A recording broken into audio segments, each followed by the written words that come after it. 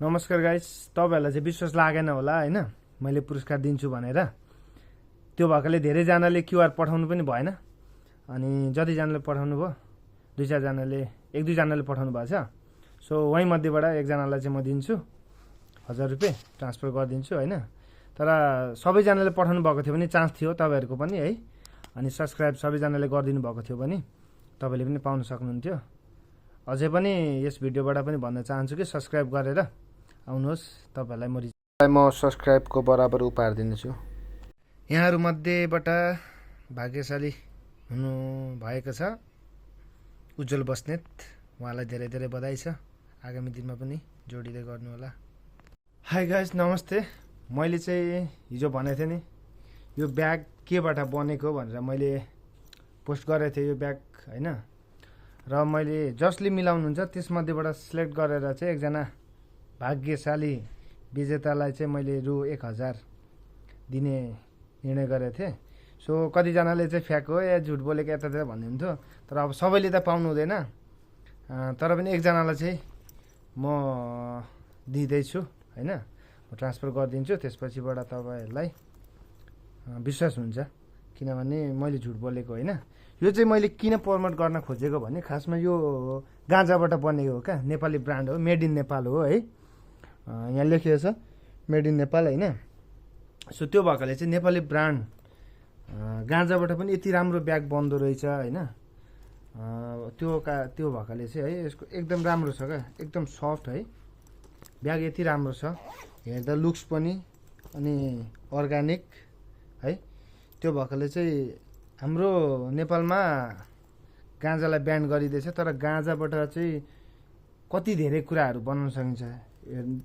यो ब्याग कसैले गाँजाको ब्याग जस्तो दिन्छ, यस्तो राम्रो छ ब्याग हैन। सो त्यो भएकोले चाहिँ मैले यो भिडियो बनाएरै सबैजनालाई जानकारी गराउन गएँ। र म यहाँनिर कमेन्टमा मेन्सन गरिदिन्छु पैसा ट्रान्सफर गरिदिएर उहाँको नाम, र उहाँले नै तपाईहरुलाई त्यो कमेन्टमा भनिहाल्नुहुन्छ पैसा पाएको नपाएको, म प्रुफसहित हाल्नेछु है। So guys, thank you so much, सबैजनालाई धेरै धेरै धन्यवाद। आगामी दिनमा पनि यस्तै यस्तै कुराहरू म लिएर आउनेछु, त्यसमा सामेल हुनु होला र पुरस्कार जित्नु होला। र मलाई पनि सहयोग गर्नुहोस्, तपाईलाई पनि फाइदा हुन्छ।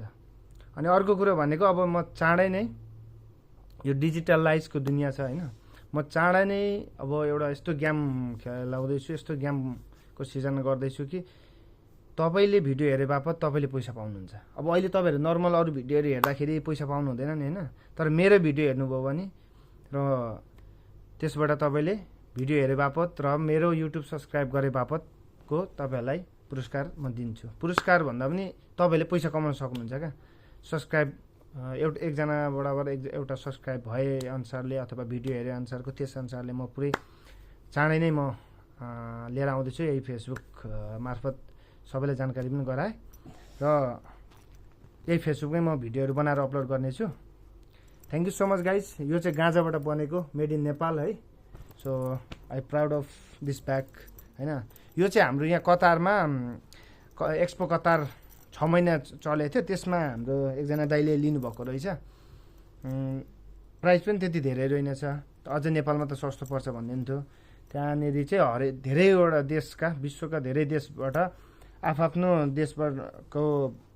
देशमा बनेका खानेकुरादेखि लिएर हरेक कुराहरू त्यहाँनिर प्रदर्शनमा राखिएको थियो। त्यही क्रममा उहाँले किन्नु भएको रहेछ 45 रियल समथिङमा। सो नेपालमा अझै सस्तो पनि पर्न सक्छ। सो जय नेपाल, जय राष्ट्रवाद। नेपाली सामानको प्रयोग गरौँ, नेपाललाई अघि बढाउँ। नमस्कार।